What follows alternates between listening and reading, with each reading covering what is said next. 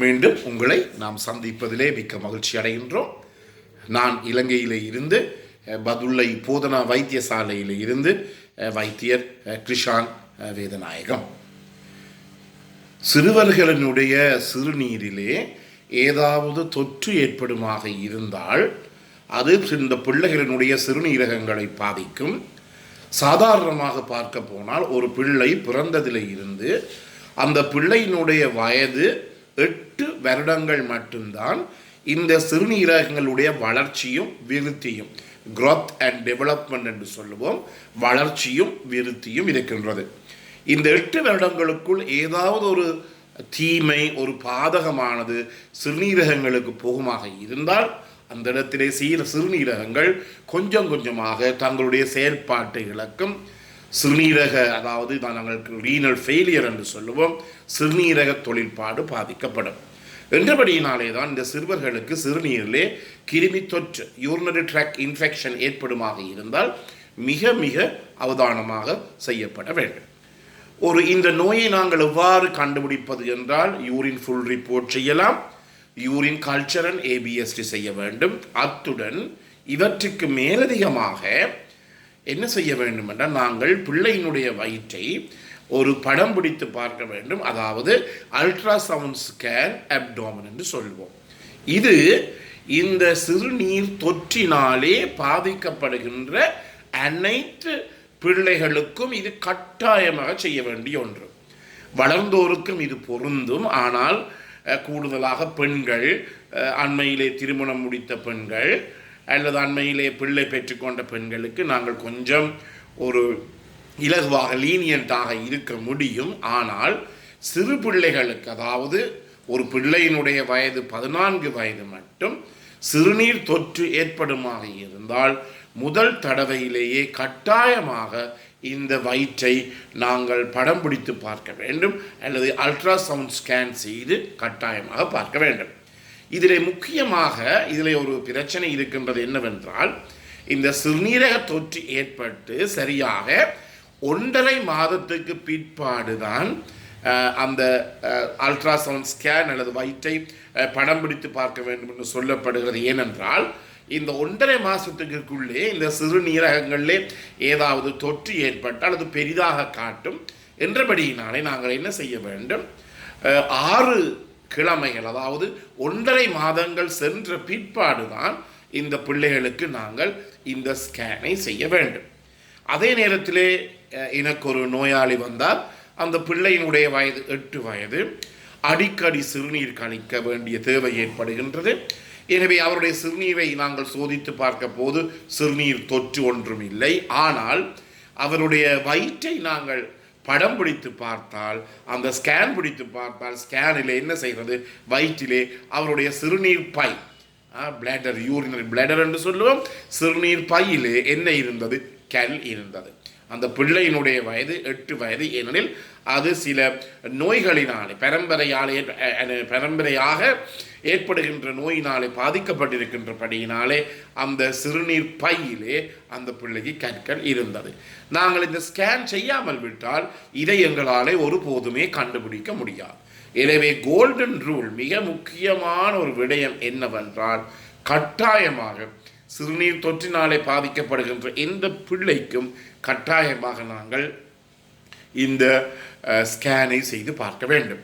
அதே நேரத்தில் இந்த சிறு பிள்ளைகள் பல விடயங்களையும் ஒன்றாக போட்டு செய்வார்கள். உதாரணமாக, அன்று பாடசாலைக்கு செல்ல விருப்பமில்லை என்றால் சொல்லுவார்கள், தலை இடிக்கின்றது என்று சொல்லுவார்கள், காய்ச்சல் வருகிற மாதிரி இருக்கிறது சொல்லுவார்கள், உடல் பலகீனமாக இருக்கிறது சொல்லுவார்கள், நடக்க முடியாது என்று சொல்லுவார்கள்.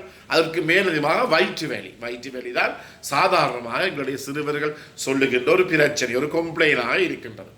ஆனால் நாங்கள் இதை இந்த பிள்ளை பள்ளிக்கூடத்துக்கு போக விருப்பமில்லை என்றபடியினாலே தான் இதை சொல்லிக்கொண்டு இருக்கின்றது என்று எடுத்துக்கொள்ள முடியும். ஆனால் கட்டாயமாக நாங்கள் என்ன செய்ய வேண்டும், இந்த சிறுநீரை நாங்கள் சோதித்து பார்க்க வேண்டும். அதன் பிற்பாடு பல தரப்பட்ட நிலைகள் இருக்கின்றது. முதல் நாங்கள் வயிற்றை படம் பிடித்து அல்ட்ராசவுண்ட் ஸ்கேன் பார்ப்போம். அதன் பிற்பாடு நாங்கள் என்ன செய்வோம் என்றால், அந்த பிள்ளையினுடைய தேவைக்கு ஏற்றபடி நாங்கள் வேறு வகையான பலதரப்பட்ட இன்வெஸ்டிகேஷன்ஸ், பலதரப்பட்ட செயல்முறைகளை நாங்கள் செய்வோம். முக்கியமாக நாங்கள் பார்க்க வேண்டும், இந்த சிறுநீரகத்தையும் சிறுநீர் பையையும் நாங்கள் படம் பிடித்து பார்க்கின்ற போது அதிலே மேலதிகமாக ஏதாவது பிரச்சனை இருக்குமாக இருந்தால், சில பிள்ளைகளுக்கு, நான் அண்மையிலே என்னிடம் ஒரு பிள்ளை வந்தது, அந்த பிள்ளையினுடைய வயது 1 வயது, அதற்கு 2 சிறுநீரகங்களும் நடுவிலே இணைந்திருக்கிறது. அதை நாங்கள் ஹார்ஷூ கிட்னி என்று சொல்லுவோம். அப்படி இணைந்திருக்கிறது. எனவே இப்படிப்பட்ட பலதரப்பட்ட நிலைமைகள் ஏற்படுகின்ற போது நாங்கள் என்ன செய்ய வேண்டும்? இதற்கு மேலதிகமாக MCUG எனப்படுகின்ற ஒரு பரிசோதனையை செய்வோம். அதாவது மிக்சுரேட்டிங் சிஸ்டோ யூரித்ரோகிராம் என்று சொல்லுவோம். அதாவது இந்த MCUG எனப்படுகின்ற இந்த பரிசோதனையின் பொருள் என்னவென்றால், நாங்கள் பிள்ளையினுடைய இந்த சிறுநீர் அதாவது சிறுநீர் கழிக்கின்ற இடத்தின் ஊடாக, இனப்பெருக்கத்தை தொகுதியினூடாக நாங்கள் ஒரு சின்ன ஒரு குழாயை அனுப்பி அந்த குழாயை கொண்டு போய் சிறுநீர் பையிலே வைத்துக்கொண்டு பிற்பாடு என்ன செய்வோம் என்றால், ஒரு சாயம், அதாவது ரேடியோ, அதாவது எங்களுக்கு இந்த எக்ஸ்ரே படத்திலே தெரியக்கூடிய ஒரு சாயத்தை நாங்கள் இந்த குழாயின் வழியாக, இந்த டியூபின் வழியாக சிறுநீர் பைக்கு செலுத்தி அதை நாங்கள் தொடர்ச்சியாக எக்ஸ்ரே படம் பிடிப்போம். எக்ஸ்ரே படம் பிடித்து அந்த பிள்ளை சிறுநீர் கழிக்கின்ற போதும் நாங்கள் அதை எக்ஸ்ரே படம் பிடிப்போம். இதைத்தான் நாங்கள் சொல்வது MCUG என்று சொல்லுவோம்.